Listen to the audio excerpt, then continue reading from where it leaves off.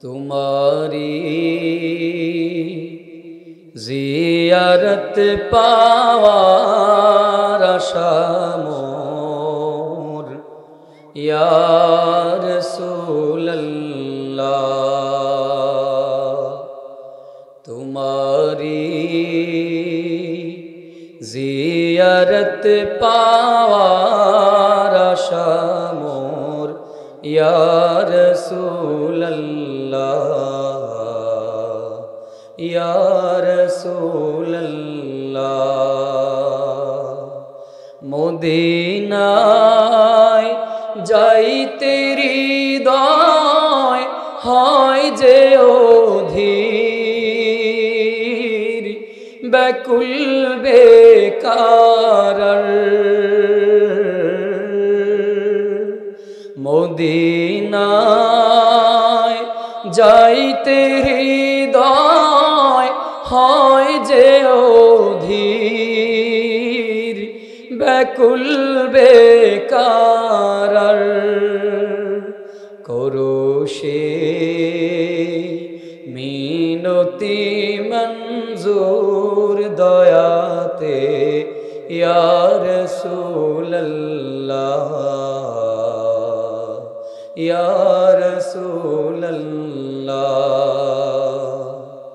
हशोरे सब नबी उम्मत कादिबे निजेरो लागि। तुमी जे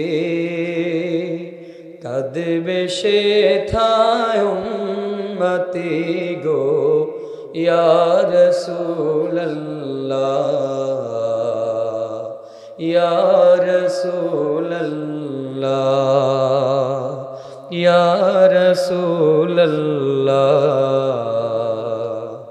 या रसूल अल्लाह। अल्हम्दुलिल्लाह। বাঘাইরামপুর উত্তরপাড়া যুব সমাজের উদ্যোগে আয়োজিত আজকের এই বার্ষিক তাফসীরুল কোরআন মাহফিলের উপস্থিত আজকের সম্মানিত সভাপতি, প্রধান অতিথি, প্রধান মেহমান, জাতির শ্রেষ্ঠ সন্তান হযরত উলামায়ে কেরাম, সামনে উপবিষ্ট আমার বাবার বয়সী বাবাগণ, দাদার বয়সী দাদাগণ, বড় ভাই সমতুল্য বড় ভাইগণ, পর্দার অন্তরালে অবস্থানরত শ্রদ্ধেয় সম্মানিত মা ও বোনেরা, আল্লাহ পাক রব্বুল আলামিনের দরবারে লাখো কোটি শুকর যে আল্লাহ পাক রব্বুল আলামিন আপনাকে আমাকে দুনিয়ার ঝামেলা থেকে মুক্ত রেখে গুনাহের কাজ থেকে দূরে রেখে দিনী মজলিসে আমাদেরকে আসার বসার তৌফিক দান করেছেন। এজন্য অন্তর থেকে কালেমাতুর শুকর আদায় করি আলহামদুলিল্লাহ। কালামুল্লাহ শরীফ থেকে খুব প্রসিদ্ধ একটি আয়াতে কারিমা তিলাওয়াত করেছি। রাসূল করিম সাল্লাল্লাহু আলাইহি ওয়াসাল্লামের অসংখ্য অগণিত হাদিস শরীফ থেকে একেবারে পরিচিত একটি হাদিস আপনাদের সামনে পেশ করেছি। ইচ্ছা পোষণ করেছি রসুলের সিরাত থেকে, রসুলের জীবনী থেকে, রসুলের মোহাব্বতে কিছু কথা আপনাদেরকে জানাবো, শোনাবো ইনশাআল্লাহ। আল্লাহ তাআলা আমাদেরকে তৌফিক দান করুক, পড়েন আমিন। যে কথাগুলো আলোচনা হবে তার উপর সর্বপ্রথম আমি নিজে যেন আমল করতে পারি, অথবা আপনারাও যেন আমল করতে পারেন, আল্লাহ যেন সেই তৌফিক দান করেন, আবারও পড়ি আমিন। রসুলের মোহাব্বত আমাদের সবার অন্তরে আছে না নাই? একটু জোরে বলতে হবে। যাদের জবানটা বন্ধ থাকবে মনে করব তাদের রসুলের প্রতি মোহাব্বত নাই, ভালোবাসা নাই। আওয়াজ করে বলেন, রসুলের প্রতি মোহাব্বত আমাদের আছে না নাই? যদি রসুলের মোহাব্বত অন্তরে থাকি তবেই আমরা ইমানদার। পরিপূর্ণ ইমানদার হওয়ার জন্য এটাই হচ্ছে শর্ত, এটাই হচ্ছে শর্ত। রসুলের মোহাব্বত অন্তরের মধ্যে থাকা লাগবে। কারণ পয়গম্বর আকরাম সাল্লাল্লাহু আলাইহি ওয়াসাল্লাম বলেন, আনাস রাদিয়াল্লাহু তাআলা আনহু থেকে বর্ণিত, পয়গম্বর বলেন, লা ইউমিনু আহাদুকুম হাত্তা আকুনা আহাব্বা ইলাইহি মিন ওয়ালিদিহি ওয়া ওয়ালাদিহি ওয়ান নাসি আজমাইন। পয়গম্বর বলেন, ততক্ষণ পর্যন্ত তোমরা পরিপূর্ণ ইমানদার, পরিপূর্ণ মুমিন হতে পারবা না। বলে কতক্ষণ?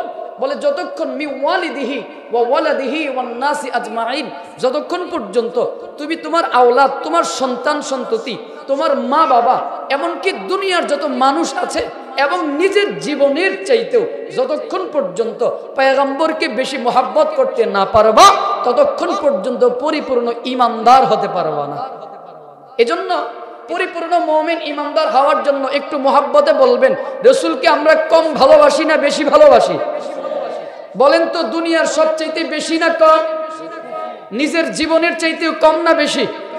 তাহলেই আমরা ইমানদার। রসুলের মোহাব্বত লাগবে, রসুলের ভালোবাসা লাগবে। এবার আসেন, রসুলকে যে মোহাব্বত করি, ভালোবাসি, আমি যে দাবি করি আমি রসুলের আশেক, আমি রসুলকে মোহাব্বত করি, আমি রসুলকে ভালোবাসি, একটু মোহাব্বতের সাথে বেয়াদবি মাফ করবেন, একটু জানতে চাই, বলেন ওই ভালোবাসার মানুষের হিস্ট্রি, যেই মানুষটাকে আপনি দ্বিতীয় ভাই মাসউদের কাছে যখন কালেমার দাওয়াত দেয়, ওই ভাইটাও জবাব দিল, আমা ওয়াজাদাল্লাহু আহাদান ইউরসিলুহু ইউরসিলুল্লাহ।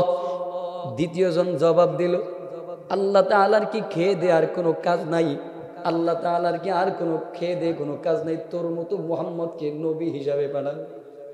নাউজুবিল্লাহ পড়বেন না। দ্বিতীয় ভাই জবাব দিল, আল্লাহর কি খেয়ে দে কাজ নাই, আর কোনো মানুষ পেল না, আর কাউকে পেল না যে তোমাকে রাসূল হিসাবে পাঠাবে। পয়গম্বরকে দূর দূর করে তাড়ায় দিল। দ্বিতীয় ভাই থেকে নিরাশ হয়ে গেল।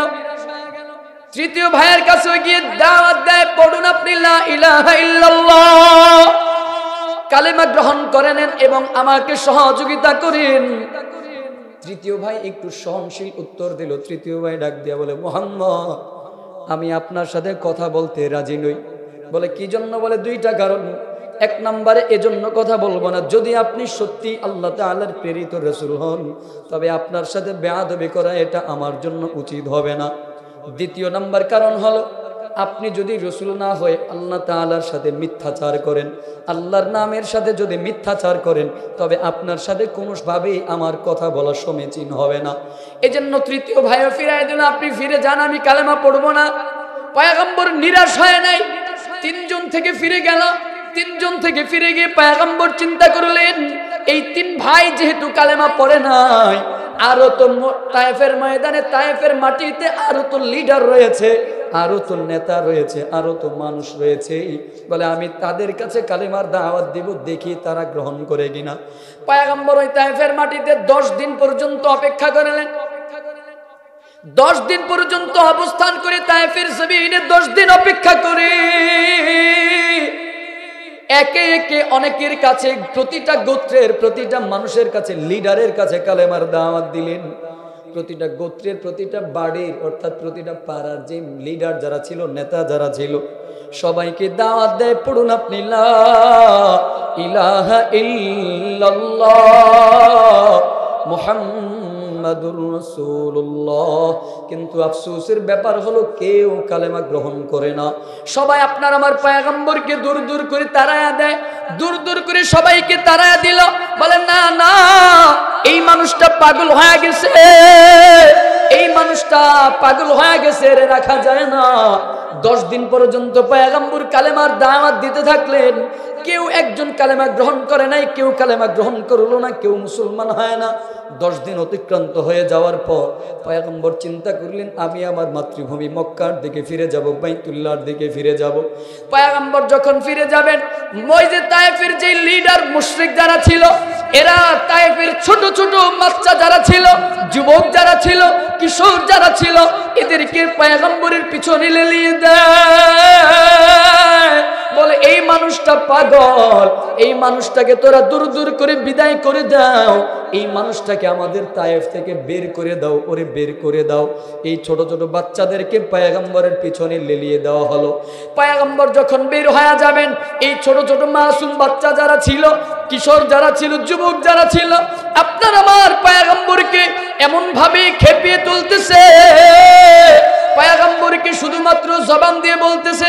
বিষয়টা এরকম নয়, পয়গম্বরকে মুখের যেমন বিচ্ছিরি ভাষায় গালিগালাজ করে, পাগল বলে, এটা বলে, সেটা বলে, বিভিন্নভাবে যতই আঘাত করে, মুখের দ্বারা বিচ্ছিরি ভাষায় গালিগালাজ করে, এবং যে পাথর ছিল ওই পাথর দিয়ে বৃষ্টির মতো করে পাথর নিক্ষেপ করা শুরু করে দেয়। পাথরের আঘাতে আঘাতে পয়গম্বর জ্ঞান হারায় জমিনের মধ্যে পড়ে যায়। পাথরের আঘাতে পয়গম্বর বেহুশ হয়ে জমিনে পড়ে যায়। আবার উঠায়া, আবারও আঘাত, এমনি করে পয়গম্বর বারবার বেহুশ হয়ে যায়, সেন্সলেস হয়ে যায়, বারবার জমিনের মধ্যে পড়ে যায়। কিন্তু না না, ওদের মনের ভিতরে মায়া নাই, দিলের ভিতরে একটু মায়া নাই। পয়গম্বরকে বারবার বৃষ্টির মতো করে পাথরের আঘাত, প্রস্তরের আঘাত। যায়েদ বিন হারেসা ডাক দিয়া বলে, তায়েফের মানুষেরা শোন, এই মানুষটাকে আর পাথরের আঘাত মারিস না, এই মানুষটাকে আর পাথর মারিস না। আমি আমার নিজের দেহটাকে পাইতা দিলাম, যত পারুস আমি যায়েদের দেহের মধ্যে পাথর মার। পয়গম্বর বলেন, লা ইউমিনু আহাদুকুম হাত্তা আকুনা আহাব্বা ইলাইহি, ততক্ষণ পর্যন্ত পরিপূর্ণ মুমিন হতে পারবা না। বলে কতক্ষণ? বলে যতক্ষণ নিজের জীবনের চাইতেও বেশি মহব্বত করতে না পারবা। পাথরের আঘাত, এত আঘাত দেখার পরেও যায়েদ বিন হারেসা বলে, আর মানুষটাকে পাথর মারিস না, আমি আমার নিজের দেহটাকে পাইতা দিলাম, আমি আমার নিজের দেহটাকে পাথর মারার জন্য তোদের সামনে পেতে দিলাম। যত পারস আমাকে পাথর মার, আমাকে পাথর মার, কিন্তু এই মানুষটাকে আর পাথর মারবা না, এই মানুষটাকে পাথর মারিস না। একটু মোহাব্বতে আওয়াজ করে পড়া যাবে কি আল্লাহু আকবার? পয়গম্বর সেন্সলেস হয়ে গেলেন। পাথরের আঘাতে আঘাতে এক বর্ণনায় পাওয়া যায় ছোট ছোট পাথরের কণাগুলো পয়গম্বরের দেহের মধ্যে বিঁধে যায়। বলে যেই জায়গা থেকে শরীরের যেই জায়গা থেকে পাথরটা সরাই, ওই জায়গা থেকে রক্তের স্রোত দ্বারা বাহির হয়ে যায়। রাসূলের শরীর বড় নরম শরীর, ওই নরম শরীর থেকে যেখান থেকে পাথর সরাই, ওই জায়গা থেকেই কেমন যেন রক্তের মতো স্রোত বের হতে থাকে, রক্ত প্রবাহিত হয়। আরেক বর্ণনায় পাওয়া যায় পাথরের একটা আঘাতে পয়গম্বরের পা মুবারকের মধ্যে আঘাত লাগে। পাথরের আঘাত পা মুবারকটাকে ফেটে দেয়, হাড় ফেটে গেল। ওই পা ফেটে পয়গম্বরের পা থেকে রক্ত ঝরতে ঝরতে ঝরতে ঝরতে জুতা মুবারক লাল হয়ে গেল। জুতার মধ্যে পায়ের মধ্যে আঠালোর মতো লেগে যায়। এভাবে আপনার আমার পয়গম্বরকে বারবার আঘাত করা হলো। বলে আঘাত করতে করতে শুধু একবারই যে করেছে না, না, বলে ওই তায়েফ থেকে পয়গম্বরকে আঘাত করতে করতে প্রায় 3 মাইল পর্যন্ত পয়গম্বরকে বের করে দেয়। 3 মাইল পর্যন্ত পয়গম্বরে আঘাত করতে করতে বের করে দিল। যেতে যেতে 3 মাইল দূরে একটা আঙ্গুর বাগান দেখা যায়। ওই আঙ্গুর বাগান পর্যন্ত পয়গম্বর গেলেন। আঙ্গুর বাগান দেখে পয়গম্বর আঙ্গুর বাগানের মধ্যে যখন আশ্রয় গ্রহণ করলেন, ওই আশ্রয় গ্রহণ করার পরে ওই তায়েফের যে যুবক কিশোর যারা ছিল, ওই কিশোর যুবক আর শিশুরা তখন তাদের বাড়িতে তায়েফে ফিরে গেল।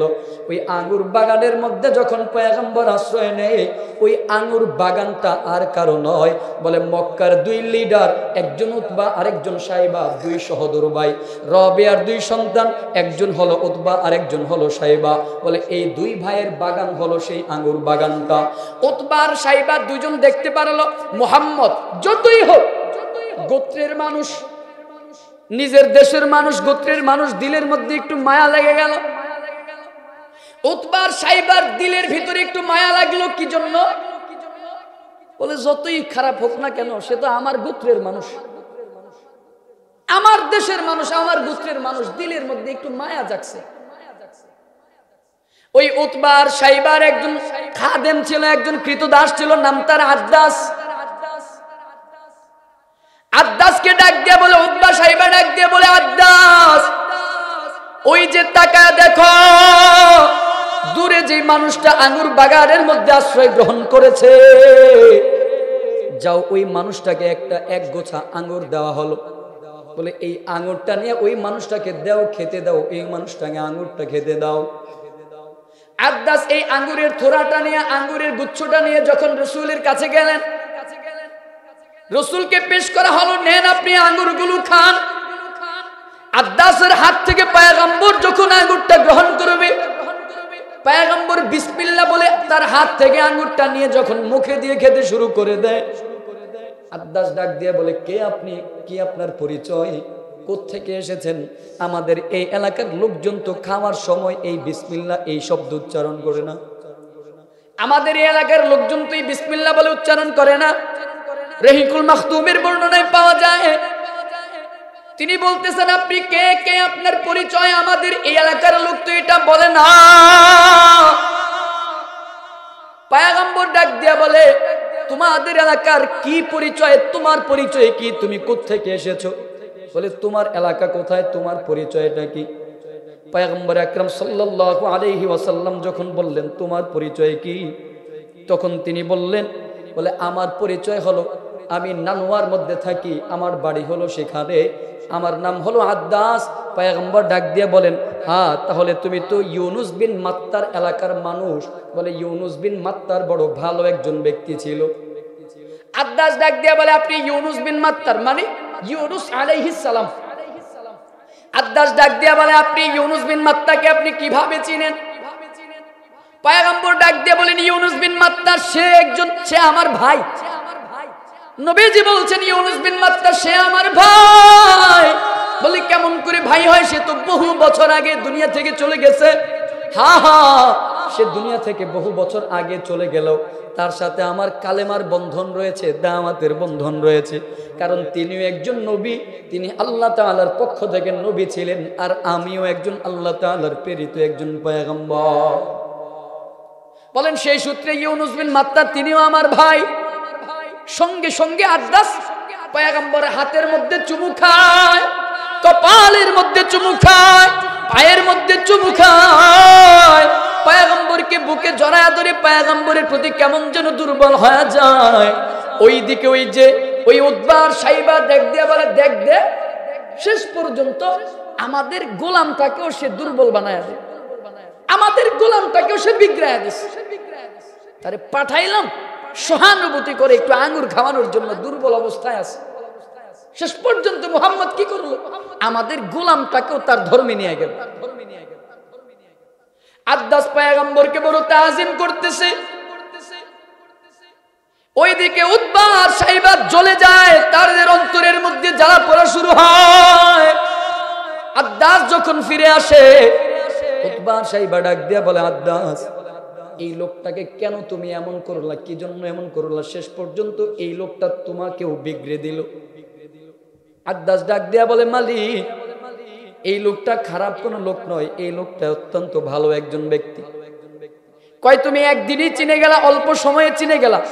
কয় হ্যাঁ আমি অল্পতেই চিনে গেছি। কি জন্য জানেন? কারণ এই লোকটা আল্লাহ তাআলার পয়গম্বর, এই লোকটা আল্লাহ তাআলার প্রেরিত রাসূল। কারণ তিনি এমন একটা কথা জানে যেই কথা আর কেউ জানে না, যেই কথাটা সহিহ, যেই কথাটা সঠিক, এই সঠিক কথাটা এই ব্যক্তিটা জানে। উতবার সাহেবা ডাক দিয়ে বলে আদ্দাস খবরদার, তোমাকে আবারও সতর্ক করে বলছি, এই লোকের ধর্ম কিন্তু তুমি গ্রহণ করবা না, কারণ এই লোকের ধর্ম থেকে তোমার ধর্মটা আরো বেশি উত্তম, আরো বেশি ভালো। পয়গম্বর একটু যখন স্বস্তি বোধ করলেন, একটু যখন আরাম বোধ করলেন, তখন পয়গম্বর রওনা করলেন বাইতুল্লাহর মক্কার দিকে। মক্কার দিকে কিছু দূর যাওয়ার পরে ওয়াদি নাখলা নামক জায়গা পর্যন্ত পয়গম্বর যখন যায়, ওয়াদি নাখলা পর্যন্ত উপত্যকায় ওই জায়গা পর্যন্ত যাওয়ার পর পয়গম্বর কিছু দূর যাওয়ার পরে দেখলেন মাথার উপরে কেমন যেন একটা ছায়া অনুভব করতেছে। রৌদ্রের তাপ নাই, রৌদ্র লাগে না, মাথার মধ্যে ছায়া দেখা যায়। পয়গম্বর মাথাটা উপরের দিকে তাকায় দেখেন মাথার উপরে এক খণ্ড মেঘ আপনার আমার পয়গম্বরকে ছায়া দান করে রাখছেন। শুধুই তাই নয়, আরেকটু ভালো করে তাকায় দেখলেন ওই মেঘের আগারে পয়গম্বর আরেকটু ভালো করে খেয়াল করে তাকায় দেখেন ওই মেঘের আড়ালে আর কেউ নয়, সাইয়্যিদুল মালায়েকা হযরতে জিবরাইল আলাইহিস সালাতু ওয়াস সালামকে দেখা যায়। পয়গম্বর ডাক দেয়া বলেন জিবরাইল আলাইহিস সালাতু ওয়াস সালাম যখন আসলেন, জিবরাইল আলাইহিস সালাম পয়গম্বরকে সালাম প্রদান করলেন। ও বন্ধুরা আমার বানানো কোনো গল্প নয়, হাদিসের গল্প শোনাইতেছি, রাসূলের জীবনী, হাদিসের ঘটনা, হাদিসের গল্প আপনাদেরকে শোনাই। এটা দুনিয়ার কোনো মানুষের ঘটনা নয়, দুনিয়ার কোনো ব্যক্তির ঘটনা নয়।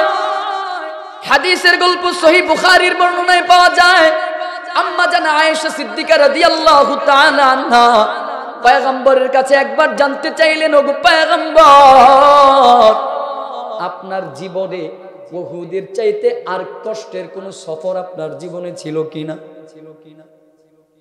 আন আয়েশা রাদিয়াল্লাহু তাআলা আনহা আন্নাহা ক্বালাত লিরাসূলিল্লাহি সাল্লাল্লাহু আলাইহি ওয়াসাল্লাম, আম্মা জান আয়েশা সিদ্দিকা রাদিয়াল্লাহু তাআলা আনহা থেকে বর্ণিত, তিনি পয়গম্বরের কাছে জানতে চাইলেন, ওগো পয়গম্বর, ইয়া রাসূলুল্লাহ হাল আতা আলাইকা ইয়াউমুন কানা আশাদ্দা মিন ইয়াউমি উহুদ, ও পয়গম্বর, উহুদের দিনের চাইতে আর কোন দিন আছে নাকি যেই দিনটা আপনার জীবনে আরো কষ্টদায়ক ছিল, আরো যন্ত্রণাদায়ক ছিল?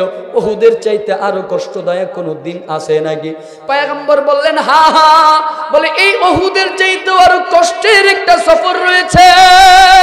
বলে, সেই কষ্টের সফরের নাম হলো, পয়গম্বর বলেন, ফাকালা রাসূলুল্লাহ সাল্লাল্লাহু আলাইহি ওয়াসাল্লাম, লাকাদ লাকিতু মিন কওমিক ওয়া কানা আশাদ্দা মা লাকিতু মিনহুম ইয়াউমুল আকাবা। বলে, তোমার কওম, তোমার জাতি আমাকে যে পরিমাণে কষ্ট দিয়েছিল, তোমার জাতি আমাকে যতটুকু কষ্ট দিয়েছিল, তার চাইতেও আরো কষ্টের আরো একটা সফর হলো ইয়াউমুল আকাবা। বলে, আকাবার সফর ছিল আমার জীবনের আরো বড় কষ্টের সফর। আর আকাবা মানে হলো ওই তায়েফের সফরকে পয়গম্বর বুঝাইছেন। পয়গম্বর বলেন, তায়েফের সফরটা ছিল আমার জীবনের সবচাইতে বেশি কষ্টের সফর। আমার জীবনের সবচাইতে বেশি কষ্টের সফর হলো তায়েফের সফর। কিছু দূর পর্যন্ত যাওয়ার পর যখন দেখলো মাথার উপরে মেঘের ছায়া, এর মেঘের খণ্ডের আড়ালে দেখা যায় হযরতে জিবরাইল আলাইহিস সালাতু ওয়াস সালাম। জিবরাইল আলাইহিস সালাতু ওয়াস সালাম পয়গম্বরকে সালাম দিয়ে বলেন, ও পয়গম্বর, আপনার সাথে আপনার জাতি যে আচরণ করেছে, আপনার জাতি আপনার সাথে যে আচরণ করলো, সবকিছু আল্লাহ তাআলা দেখেছে, সবকিছু আল্লাহ তাআলা দেখেছেন, জেনেছেন। এজন্য আল্লাহ তাআলা আমাকে আপনার কাছে পাঠাইছেন এবং আমার সাথেই যে তাকায় দেখেন, বলে মালাকুল জিবাল, পাহাড় নিয়ন্ত্রণকারী ফেরেশতাকে আমার সঙ্গে পাঠাইছেন। ও পয়গম্বর, এই পাহাড় নিয়ন্ত্রণকারী ফেরেশতাকে আপনি যা আদেশ করবেন, আপনি আজকে যা বলবেন, এই মালাকুল জিবাল, পাহাড় নিয়ন্ত্রণকারী ফেরেশতা আজকে তাই করবে, আপনার আদেশ শুনবে। পাহাড় নিয়ন্ত্রণকারী ফেরেশতা মালাকুল জিবালও বলতেছেন, পয়গম্বর, আল্লাহ তাআলা আমাকে আপনার কাছে প্রেরণ করেছেন, আপনি আজকে আমাকে যা আদেশ করবেন আমি তাই করব। এই যে আকশাবাইন, দুইটা পাহাড়, একটা হলো জাবালে আবি কুবাইস, এই জাবালে আবি কুবাইসের সামনে আরেকটা পাহাড়। ও পয়গম্বর, আপনি যদি বলেন এই দুই পাহাড়কে আমি উঠাইয়া এই মানুষগুলোকে পাহাড় দিয়ে চাপা দিয়ে দিব, আপনি যদি বলেন তাদেরকে দুই পাহাড় দ্বারা পিষ্ট করে ফেলবো, আপনার অনুমতি পাইলে আমি আপনার জন্য তা করব। পয়গম্বর ডাক দিয়া বলে, রে মালাকুল জিবাল, ও জিবরাইল আর মালাকুল জিবাল, শোনো, তোমরা যদি এই দুই পাহাড় দিয়ে আমারই কওম, আমার জাতিকে তোমরা যদি ধ্বংস করে দাও, তাহলে কে কালেমার দাওয়াত গ্রহণ করবে, কে কালেমা পড়বে, কে দ্বীনের জন্য কষ্ট করে যাবে, কে কালেমা গ্রহণ করবে? তারা হয়তো আজকে বুঝে না, তারা হয়তো আজকে আমাকে চিনে না, আমাকে না চিনার কারণে, আমাকে না বুঝার কারণে তারা আজকে কালেমা পড়ে না, দ্বীন গ্রহণ করে না। কিন্তু তাদের ঔরস থেকে, তাদের গোত্র থেকে, বলে তাদের এমন একটা পরবর্তী প্রজন্ম আসবে, যেই প্রজন্মটা কালেমা পড়বে, দ্বীন শিখবে, ইসলাম শিখবে, আমাকে শিখবে। সুতরাং তাদেরকে মেরো না, তাদেরকে যদি শাস্তি দিয়ে, পাহাড় দিয়ে যদি তাদেরকে শাস্তি দাও, তাহলে পরবর্তী প্রজন্ম কোত্থেকে আসবে, কে কালেমা পড়ে মুসলমান হয়ে যাবে? পয়গম্বর মাফ করে দিলেন, বলে আমার নাই, দুঃখ নাই, তাদের ব্যাপারে আমার কোনো আফসোস নাই, আমি সব দুঃখ কষ্ট ভুলে গেলাম, তাদের ব্যাপারে আমার কোনো আফসোস নাই, তাদের ব্যাপারে আমার কোনো কষ্ট নাই, আমি সব দুঃখ কষ্ট ভুলে গেলাম, তাদেরকে মাফ করে দিলাম। আমি তাদেরকে মারতে চাই না, আমি কোনো প্রতিশোধ গ্রহণ করতে চাই না। ও মুসলমান বন্ধুরা আমার, আপনার আমার পয়গম্বরের জীবনের কষ্টের সফরটা হলো এই আকবার সফর। এই তায়েফের সফরটা ছিল পয়গম্বরের বড় কষ্টের একটা সফর। পয়গম্বরকে এত অত্যাচার, এত নির্যাতন আর কেউ করে নাই, কিন্তু তারপরেও তাদেরকে পয়গম্বর মাফ করে দিছে, বলে যাও তাদেরকে তাদেরকে মাফ করে দিলাম, নাই তাদের ব্যাপারে আমার কোনো অভিযোগ নাই, তাদের ব্যাপারে আমার কোনো আফসোস নাই, আমার কোনো কষ্ট নাই। কারণ তারা হয়তো আজকে কালেমা পড়ে না, কালকে ঠিকই কালেমা পড়বে। তারা না পড়লে তাদের সন্তানেরা পড়বে, তারা ইসলাম গ্রহণ না করলে তাদের সন্তানেরা ইসলাম গ্রহণ করবে। এই জন্য আমি আমার দিল থেকে সব দুঃখ কষ্ট মাফ করে দিলাম। আল্লাহু আকবার বলেন না। এটাই হলো পয়গম্বরের আখলাক, এটাই হলো পয়গম্বরের আদর্শ, এটাই হলো পয়গম্বরের চরিত্র। আর আজকে আপনার আমার চরিত্র হলো, আপনার আমার চরিত্র হলো আজকে কেমন? অমুকে আমারে গালি দিছে, কেউ যদি কাউরে গালি দেয়, আমাদের চরিত্র হলো ন্যায় দেখ আর অন্যায় দেখ। একজন আর একজনে গালি দিছে, অমুকে গালি দিছে, দৌড় তার কালারে ধরে দেগুছি, ইট মারলে পাটকেল খাওয়া লাগে আজকে। আমাদের চরিত্র হলো আমার 1 টাকার ক্ষতি করছে, ওর 50 টাকার ক্ষতি কর। ও আমার একটু নষ্ট করছে, ওর পুরাটা নষ্ট করে দে। ও আমারে গালি দিছে, ওর 14 গোষ্ঠী নিয়ে গালি দে।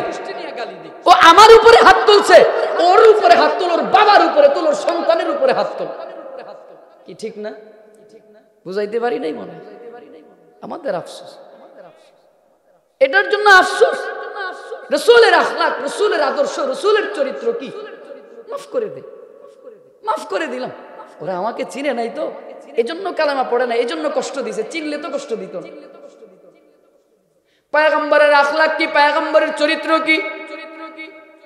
পয়গম্বরের আখলাক, পয়গম্বরের চরিত্র হলো কূপ থেকে পানি ওঠায়, 1 খেজুরের বিনিময়ে 1 বালতি পানি।